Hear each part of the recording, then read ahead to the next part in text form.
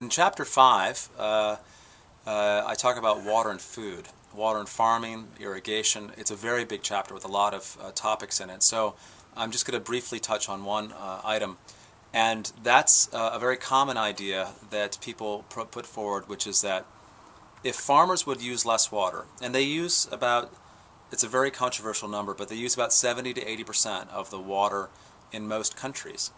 And people say, well, we have a water shortage. If farmers would use less water, then we in the cities can take a longer bath or have a lawn or whatever. And this solution has two faults with it. The first one is that more supply doesn't necessarily mean that the city will have a long-term reliability of water. So if there's more supply, then people will increase their demand, and then there'll be a shortage again in the future. So that's a problem that occurs over and over again. The particular problem with farmers is that you say, well, if farmers would just give up the water, we could use it. And the farmers are like, well, why would we give up the water? We can use the water to make money. So almost every economist will tell you, you have to make it profitable for the farmer to use less water. You have to allow the farmer to make a profit from selling water that they are not using. Taking water away, you're going to get farmers with guns.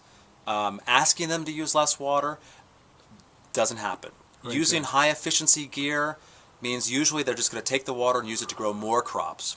If you want them to use less water, you have to pay them. And there's a lot of examples of this in Australia or in California, in Chile, and other parts of the world, where in North Carolina, I mean, I can come up with a long list. But there's a lot of examples of where farmers are willing to use less water so that the supply goes to the city or to the river, to the environment.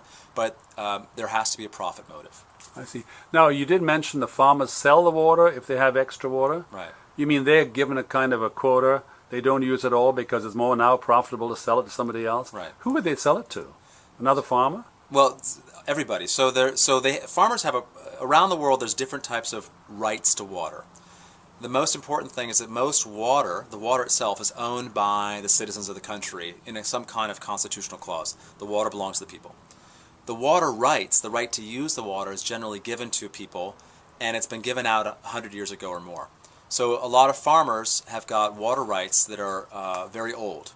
And if you want them to, so then they can either sell those rights outright, so they don't own the right anymore, or they can rent the water that belongs to those rights, so they just sell the water itself. And the buyers are, the most common buyers are other farmers. So one farmer might say, I've got enough water, you need some water for your tomato crop or your cotton crop to finish it off. Another way is that they can sell it, the farmers can leave water in a river so the fish use it. Another way is that water can actually go to the cities and be used for tap water. So everybody is interested in buying water from farmers. Well, this is very, very interesting stuff. I'm sorry we have to end things here. And we will.